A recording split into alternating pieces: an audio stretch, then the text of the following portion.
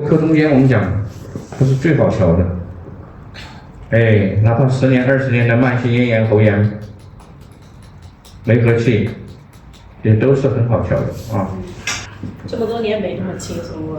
然后11月份的时候就上省里的那个专家挂了一个号，然后我以为是喉癌，就是我天天有一次严重的时候睡觉，然后基本上是被憋醒的，然后专家还专门给我做了喉镜，一点事没有。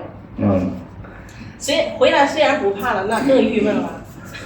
又不是病，你说他就不好，现在很舒服了，这。谢谢老师。不谢，不谢啊。